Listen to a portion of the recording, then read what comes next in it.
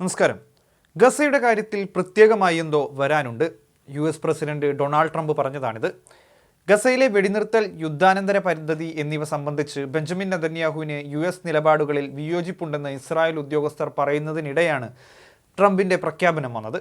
അതേസമയം ഗസയിലെ യുദ്ധം അവസാനിപ്പിക്കാനുള്ള US പദ്ധതി മുന്നോട്ട് കൊണ്ടുപോകുന്നതിനായി ഡൊണാൾഡ് ട്രംപുമായി ചേർന്ന് പ്രവർത്തിക്കുന്നുണ്ടെന്ന് ഇസ്രായേൽ പ്രധാനമന്ത്രി ബെഞ്ചമിൻ നെതന്യാഹു പറഞ്ഞു.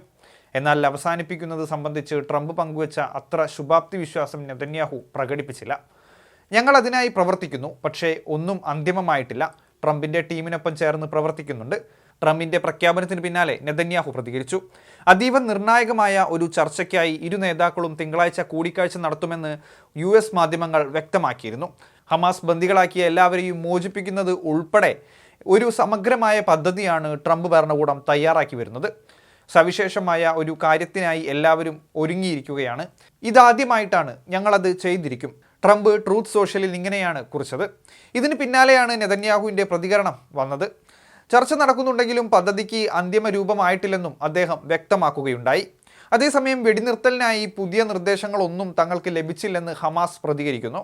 മധ്യസ്ഥരിൽ നിന്ന് ലഭിക്കുന്ന ഏത് നിർദ്ദേശങ്ങളും ക്രിയാത്മകമായും ഉത്തരവാദിത്തത്തോടെയും പരിശോധിക്കാൻ തയ്യാറാണെന്നും അവർ പറഞ്ഞു.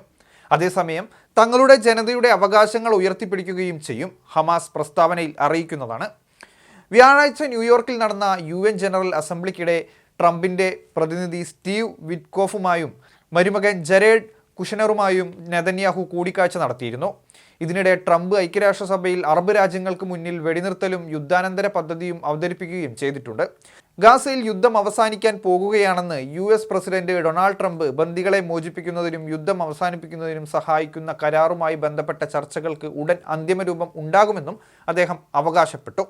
ഗാസയിൽ ഒരു കരാറുണ്ടാകും. ബന്ദികളെ തിരികെ കൊണ്ടുവരുന്ന ഒരു കരാറാണിത്. യുദ്ധം അവസാനിക്കുന്ന ഒരു കരാറായിരിക്കും ഇത്. സമാധാനം പുലരാൻ പോകുന്നു എന്നും ട്രംപ് പറഞ്ഞിരുന്നു. വെള്ളിയാഴ്ച UN പൊതുസഭയിൽ ഇസ്രായേൽ പ്രധാനമന്ത്രി ബെഞ്ചമിൻ നെതന്യാഹു പ്രസംഗിക്കുന്നതിന് മുന്നോടിയായി വൈറ്റ് ഹൗസ് റിപ്പോർട്ടർമാരോട് ട്രംപ് ഇക്കാര്യം വ്യക്തമാക്കിയിരുന്നു. പലസ്തീനിലെ വെസ്റ്റ് ബാങ്ക് പിടിച്ചെടുക്കാൻ ഇസ്രായേലിനെ അനുവദിക്കില്ലെന്നും ട്രംപ് വ്യക്തമാക്കിയിരുന്നു. ഇസ്രായേലിനെ വെസ്റ്റ് ബാങ്ക് പിടിച്ചെടുക്കാൻ എന്തായാലും അനുവദിക്കില്ല, അത് സംഭവിക്കില്ല എന്ന കാര്യത്തിൽ ആർക്കും സംശയം വേണ്ട, ട്രംപ് വ്യക്തമാക്കിയിരുന്നു. വെസ്റ്റ് ബാങ്ക് പിടിച്ചെടുക്കാനുള്ള നീക്കവുമായി ഇസ്രായേൽ മുന്നോട്ട് പോയാൽ ഉണ്ടാവുന്ന പ്രത്യാഘാതങ്ങളെക്കുറിച്ച് അറബ് മുസ്ലിം രാജ്യങ്ങളിലെ നേതാക്കൾ ട്രംപിന് മുന്നറിയിപ്പും നൽകിയിരുന്നു. ബന്ദികളെ മോചിപ്പിക്കുന്നതിനും യുദ്ധം അവസാനിപ്പിക്കുന്നതിനും സഹായിക്കുന്ന കരാറുമായി ബന്ധപ്പെട്ട ചർച്ചകൾക്ക് ഉടൻ അന്തിമരൂപം ഉണ്ടാകുമെന്നും അദ്ദേഹം അവകാശപ്പെട്ടു. ഗാസയിൽ ഒരു കരാറുണ്ടാകും. ബന്ദികളെ തിരികെ കൊണ്ടുവരുന്ന ഒരു കരാറാണിത്. യുദ്ധം അവസാനിപ്പിക്കുന്ന ഒരു കരാറായിരിക്കും ഇത്. സമാധാനം പുലരാൻ പോകുന്നു, ട്രംപ് പറഞ്ഞിരുന്നു.